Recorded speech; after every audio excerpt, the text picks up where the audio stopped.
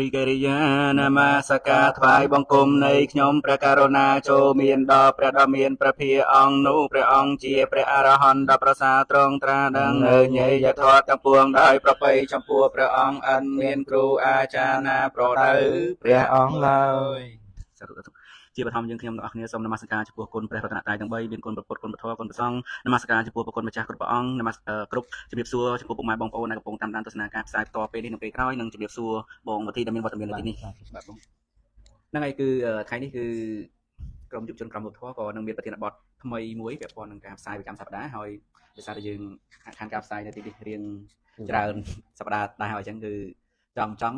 យើងដែលឆ្លៀតពេលបានត្រូវតែមកចូលរួមផ្សាយនៅកន្លែងទីតាំងនៅចំការដូងដែលជាទីស្នាក់ការរបស់ក្រុមផងដែរហើយមុននឹងចូលទៅប្រធានបទសូមជម្រាបសួរបងប្រធានដែរមិនដែរសុខទុក្ខអីប្រកបមិនដែរបងបាទសាធុអូនហ្នឹងហើយការប្រទៅវាអាចប្រទៅបានបាទវាជ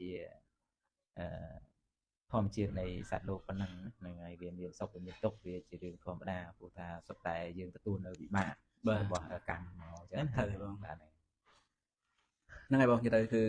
បងក៏មិនខុសពីខ្ញុំក៏មិនខុសពីបងប្អូនទាំងអស់គ្នាគឺយើងម្នាក់ប្រព្រឹត្តទៅតាមហេតុបច្ច័យដែលយើងបានសាងទៅប៉ុណ្ណឹងឯងមានសុខខ្លះទុក្ខខ្លះ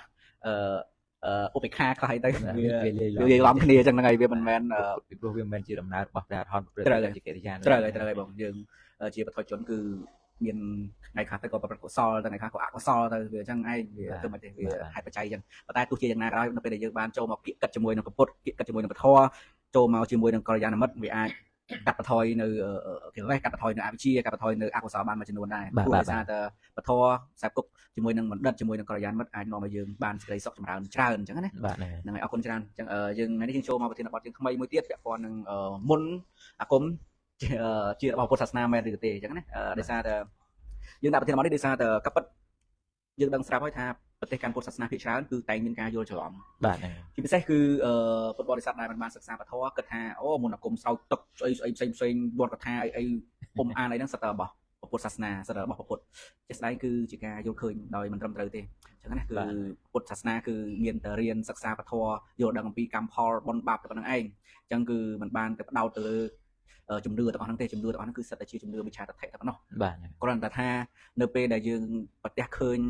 បែបហ្នឹងរហូតទៅធ្វើឲ្យយើងយល់ថាអូអាហ្នឹងជារបស់ពុទ្ធសាសនារបស់ពុទ្ធដោយសារហេតុអីទៀតបងដោយសារតែភាគច្រើនគឺចេញមកពីវត្តអារាមទៀតភាគច្រើនណាបាទហ្នឹងហើយខ្ញុំឃើញសិក្សាខ្ញុំមើលឃើញជាក់ស្ដែងទៅ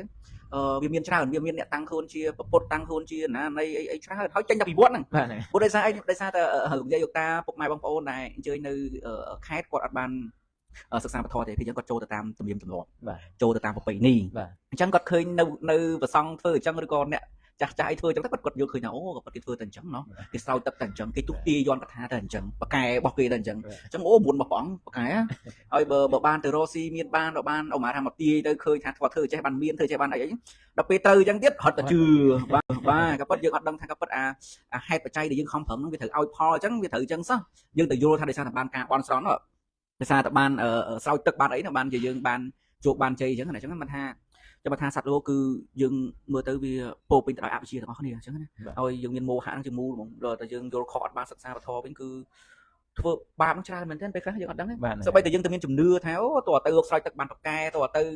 ហើយលោកប្រោះព្រំអីបានប្រកែទៅយើងអត់មានខ្លួនឯងជាទីពឹងចាំបានព្រះអង្គអត់ឲ្យសារព្រះអង្គសម្ដែងរឹតសម្ដែងអីដែរទេព្រោះជឿតែរឹតជឿតែអីហ្នឹង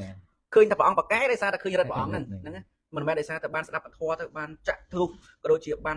ជ្រាបអំពីសច្ចធម៌ដែលព្រះអង្គសម្ដែងនេះដែលព្រះអង្គបានត្រាស់ដឹងធម៌នេះយល់ឲ្យឃើញថាអ្វីទាំងអស់ដែលកើតឡើងវាដោយសារហេតុបច្ច័យរបស់វាព្រះអង្គសម្ដែងអញ្ចឹងអត់មានឲ្យមកជឿបងឲ្យជឿពុទ្ធថាព្រះអង្គប្រកែព្រះអង្គអីទេអញ្ចឹងណាគឺដោយសារតែអីដោយសារតែឃើញថាផ្លូវទាំងអស់នោះវាអាចរួចផុតចាក់ទុកទេបាទមានមុនវិជាការយ៉ាងណាអីយ៉ាងណាក៏វាមិនមែនជាផ្លូវនៃរួចផុតចាក់ទុកដែរអញ្ចឹងណាតែគ្រាន់ថាសត្វលោកយើងវាត្រូវគ្នាដោយធៀបដែរបងបាទឧបមាថានៅវត្តអារាមទៅអានេះខ្ញុំមិននិយាយវត្តណាបើថាឃើញភាគច្រើនឃើញវត្តអារាមដែលសបោការសោយទឹកសបោធ្វើយន់កថាសបោការទុទាហ្នឹងគឺពុទ្ធបរិស័ទចូលទៅច្រើនតែបាទដល់ពេលអញ្ចឹងចេះមកតាមគ្នាឧបមាបងមានទុកខ្ញុំមានទុកហើយអ្នកផ្សេងទៀតគាត់ដឹងថាអូកន្លែងនោះបកែអញ្ចឹងខ្ញុំឲ្យបងចេះទៅហើយទៅរកបកែទៅហ្នឹងហើយទៅរកបកែតែមិនមែនទៅរកធន់ណាដោយសារតែពេលដែលយើងមានទុកយើងអត់ដឹងត្រូវដោះស្រាយយ៉ាងម៉េចអាផ្លូវចិត្តយើងហ្នឹងវាពិបាកចិត្តណាអញ្ចឹងធ្វើម៉េចឲ្យមានអីជាទីពឹងហើយអញ្ចឹងគឺទៅរកទាំងអស់របស់ទាំងអស់ហ្នឹងហើយអញ្ចឹងមិនថាខ្ញុំ ខ្ញុំសួរអ្នកខ្លះមែនតែខ្ញុំសួរទៅគាត់ថាស្រួយទៅតិចពេលខ្លះគាត់ក្តៅវិញហើយគាត់ទៅចាំថាអូចាំថាពេលខ្លះទៅយើងឃើញថាអើយអាហ្នឹងចាំថាយើងមានឧបនិស្ស័យដែលចូលមកសិក្សាវប្បធម៌ទៅយើងមានអារម្មណ៍ថាខ្លួនយើងមានសំណាងជាងពួកគាត់បន្តិចអញ្ចឹងណាប៉ុន្តែគាត់ថាផ្លូវទៅមុខទៅវានៅវែងឆ្ងាយយើងមិនដឹងថាយ៉ាងម៉េចទេអញ្ចឹងណាដោយសារតែការសាងនេះគឺវាសំខាន់អញ្ចឹងបានយើងបានសិក្សាវប្បធម៌បានស្ដាប់វប្បធម៌បានយល់ដឹងខ្លះអំពីវប្បធម៌ទៅជាហេតុបច្ច័យឲ្យយើងខំប្រឹងបន្ថែមទៀតអញ្ចឹងណាចុះបើយើងអត់បានឧបនិស្ស័យអត់បានអីចូលមកគៀកជាមួយនឹងវប្បធម៌សួរយើងបានអីជាទីពឹងអញ្ចឹងវាមិនងាយទេអញ្ចឹងបានថា